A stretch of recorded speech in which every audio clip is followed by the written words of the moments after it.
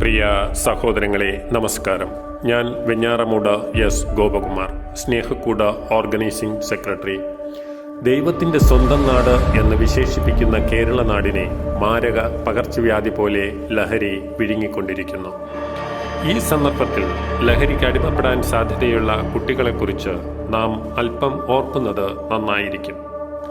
മാതാപിതാക്കൾ തമ്മിലുള്ള സ്വരച്ചേർച്ചയില്ലായ്മയും കലഹം നടക്കുകയും ചെയ്യുന്ന വീട്ടിലെ സാഹചര്യത്തിൽ വളരുന്ന കുട്ടികളാണ് വളരെ വേഗം ലഹരിക്ക് അടിമയാകുന്നത്. വിലക്കുകളില്ലാത്ത സ്വാതന്ത്ര്യത്തിൽ വളരുന്ന കുട്ടികൾ, നിയന്ത്രണങ്ങളില്ലാതെ സമപ്രായക്കാർക്ക് ഒത്തുകൂടാൻ ലഭിക്കുന്ന അവസരം, മൊബൈൽ ഫോണിൻ്റെ അമിതോപയോഗം, കൗമാരപ്രായത്തിൽ ദുഃഖങ്ങൾ പങ്കുവയ്ക്കുവാനും മാതാപിതാക്കളുടെ സ്നേഹവും കരുതലും ലഭിക്കാതെയും വളരുന്ന കുട്ടികൾ, ചീത്ത കൂട്ടുകെട്ട്, ലഹരി ഉപയോഗിക്കുന്നതായ സീരിയലുകൾ, വീഡിയോകൾ, സിനിമകൾ ഇവ കാണുന്ന കുട്ടികളും മയക്കുമരുന്നിന് അടിമപ്പെടാൻ സാധ്യത കൂടുതലാണ്.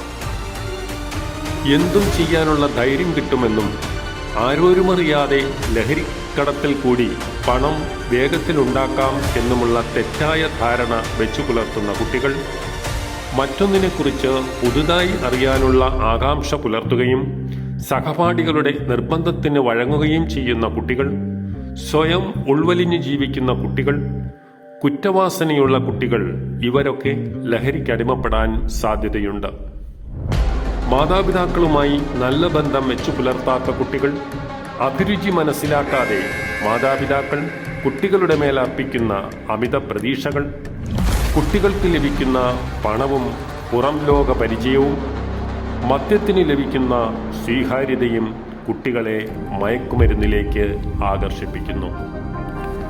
ശരീരത്തിൽ ശ്രദ്ധയെയും ഏകാഗ്രതയെയും നിയന്ത്രിക്കുന്ന ഡോപാമിൻ എന്ന ഹോർമോണിൻ്റെ അളവ് കുറവായ കുട്ടികൾ, മറ്റുള്ളവരെ താരതമ്യം ചെയ്തുകൊണ്ട് കുറ്റപ്പെടുത്തലുകൾ മാത്രം കേട്ടു വളരുന്ന കുട്ടികൾ, ജീവിതത്തിലെ ജയപരാജയങ്ങളെ യുക്തിയുക്തം പ്രതികരിക്കാനുതകുന്ന ജീവിത പാഠങ്ങൾ ലഭിക്കാതെ വളരുന്ന കുട്ടികൾ, മൂല്യബോധത്തിൻ്റെ ശോഷണം തുടങ്ങിയവയൊക്കെ കുട്ടികളെ ലഹരിയിലേക്ക് നയിക്കാൻ പ്രേരിപ്പിക്കുന്ന ഘടകങ്ങളാണെന്ന് ഓർമ്മിപ്പിച്ചുകൊണ്ട് തൽക്കാലം വിടവാങ്ങട്ടെ.